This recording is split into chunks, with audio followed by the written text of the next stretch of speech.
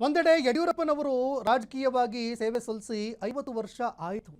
ಈ ನಡುವೆ ನಿಮ್ಮ ಫ್ರೀಡಂ ಟಿವಿ ಒಂದು ಬಿಗ್ ಬ್ರೇಕಿಂಗ್ ನ್ಯೂಸ್ ಅನ್ನು ಮಾಡ್ತಾ ಇದೆ. ಈ ವಿಚಾರಕ್ಕೆ ಸಂಬಂಧಪಟ್ಟಂತೆ ಬಿಜೆಪಿ ಪಾಳಯದಲ್ಲಿ ಯಡಿಯೂರಪ್ಪ ಅವರು 50 ವರ್ಷಗಳ ಸಂಭ್ರಮ ಆಚರಣೆ ಮಾಡಿಕೊಳ್ತಾ ಇದ್ದಾರೆ. ಆದರೆ ಬಿಜೆಪಿಯ ಒಳಗೆ ಇದು ಸಂಚಲನವನ್ನೇ ಸೃಷ್ಟಿ ಮಾಡಿದೆ. ಯಡಿಯೂರಪ್ಪನವರ 50 ವರ್ಷದ ಒಂದು ಸಾಧನೆ, ಬಿಜೆಪಿಗೆ ಕೊಟ್ಟಂತಹ ಕೊಡುಗೆ, ಅದಕ್ಕೆ ರೂಪುಗೊಂಡಿರುವಂತಹ ವೇದಿಕೆ ಬಿಜೆಪಿಯಲ್ಲಿ ಆಂತರಿಕವಾಗಿ ಸಂಚಲನ ಹುಟ್ಟಾಕಿದೆ.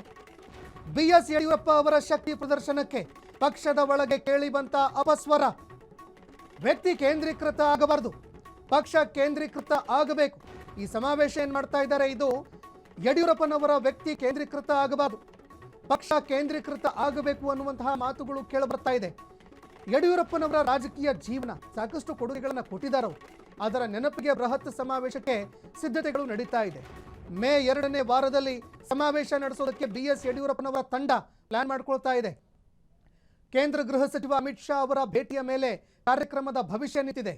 ಪುತ್ರ ಬಿವೈ ವಿಜಯೇಂದ್ರ ಭವಿಷ್ಯಕ್ಕಾಗಿ ಯಡಿಯೂರಪ್ಪ ಅವರು ಹೈ ಅಲರ್ಟ್ ಆಗಿದ್ದಾರೆ. ಮಗನ ಸೈಡ್ ಲೈನ್ ಅನ್ನ ತಡೆಯೋದಕ್ಕೆ ಮಾಜಿ ಸಿಎಂ ಯಡಿಯೂರಪ್ಪನವರು ಮಾಸ್ಟರ್ ಪ್ಲಾನ್ ಮಾಡ್ತಾ ಇದ್ದಾರೆ. ಅಂದ್ರೆ ಮಗನ ರಾಜಕೀಯ ಭವಿಷ್ಯವನ್ನ ಕಾಪಾಡಿಕೊಳ್ಳೋದಕ್ಕೆ ಯಡಿಯೂರಪ್ಪನವರು ತಮ್ಮ ರಾಜಕೀಯ ಒಂದು ಈವರೆಗೆ ಕೊಟ್ಟಿರುವಂತಹ ಕೊಡುಗೆ ಏನಿದೆ, ತಮ್ಮ ಶ್ರಮ ಏನಿದೆ, ಅದರ ಮೇಲೆ ಒಂದು ವೇದಿಕೆಯನ್ನು ನಿರ್ಮಾಣ ಮಾಡ್ತಾ ಇದ್ದಾರೆ. ಅಧ್ಯಕ್ಷ ಸ್ಥಾನ ಬದಲಾಗಿದೆ, ಆದರೆ ಟಿಕೆಟ್ ಹಂಚಿಕೆ ಮಾಡುವಂತಹ ವಿಚಾರಕ್ಕೆ ಸಂಬಂಧಪಟ್ಟಂತೆ ಏನು ಹಿಡಿತಾ ಇತ್ತು ಬಿಎಸ್ ಯಡಿಯೂರಪ್ಪನವರಿಗೆ, ಅದು ಕೈತಪ್ಪುವಂತಹ ಭೀತಿ ಯಡಿಯೂರಪ್ಪನವರಿಗೆ ಕಾಡ್ತಾ ಇದೆ.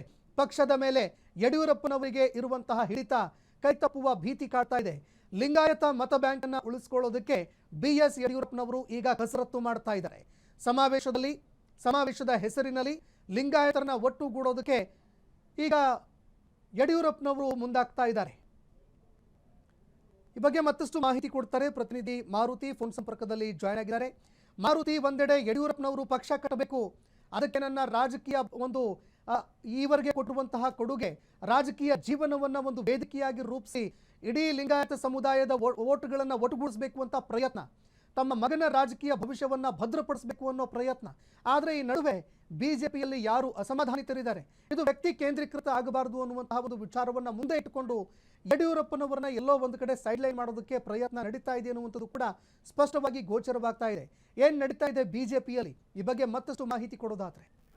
ಎಸ್ ಸಂತೋಷ್, ಏನು ಯಡಿಯೂರಪ್ಪನವರು ರಾಜಕೀಯಕ್ಕೆ ಬಂದು ಸುಮಾರು 50 ವರ್ಷಗಳ ಪೂರೈಸಿರುವ ಹಿನ್ನೆಲೆ ಅವರು ಒಂದು ಸಾಧನಾ ಸಮಾವೇಶ ಮಾಡಬೇಕು ಅಂತ ಈಗಾಗಲೇ ಬಿಜೆಪಿ ನಾಯಕರು ತೀರ್ಮಾನ ಮಾಡಿದ್ದಾರೆ. ಇದ್ರ ಬಗ್ಗೆ ಈಗಾಗಲೇ ಹೈಕಮಾಂಡ್ ನಾಯಕರ ಪರ್ಮಿಷನ್ ಅನ್ನ ಕೂಡ ಕೇಳಿರುವಂತದ್ದು.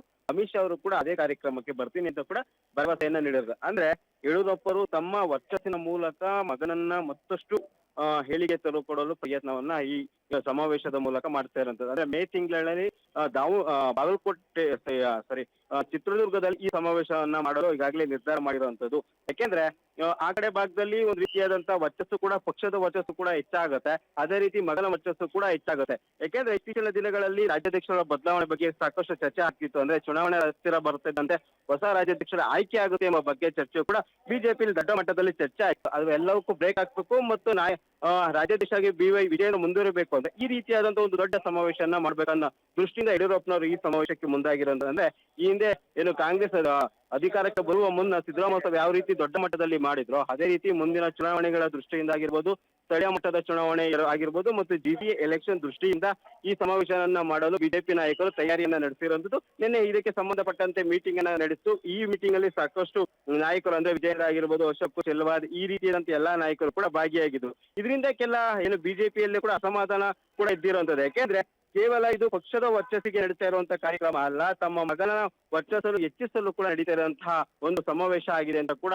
ಈ ಹಿಂದೆ ಚರ್ಚೆಗಳು ಆಗಿದ್ದು. ಈ ಹಿಂದೆ ಕೂಡ, ಅಂದ್ರೆ ವರ್ಷದ ಹಿಂದೆ ಕೂಡ ಈ ರೀತಿ ಸಮಾವೇಶ ಹೋದಾಗೂ ಕೂಡ ಒಂದು ರೀತಿಯಾದ ಹೈಕಮಾಂಡ್ಗೆ ಭೇಟಿಯಾಗಿ ಇದಕ್ಕೆ ಬ್ರೇಕ್ ಆಗ್ತಿದ್ದು.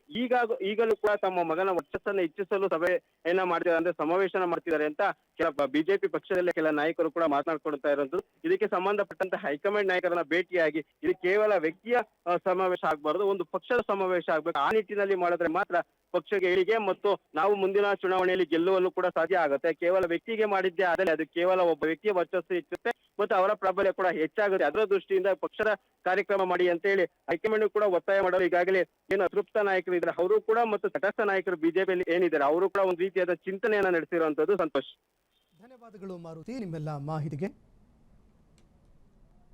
ಕ್ಷಣ ಕ್ಷಣದ ಸುದ್ದಿಗಳಿಗಾಗಿ ಫ್ರೀಡಂ ಟಿವಿ ಸಬ್ಸ್ಕ್ರೈಬ್ ಮಾಡಿ, ಲೈಕ್ ಮಾಡಿ ಹಾಗೂ ಫಾಲೋ ಮಾಡಿ. ಹೊಸ ಸುದ್ದಿಗಳ ನೋಟಿಫಿಕೇಶನ್ಗಾಗಿ ಬೆಲ್ ಐಕಾನ್ ಮೇಲೆ ಕ್ಲಿಕ್ ಮಾಡಿ.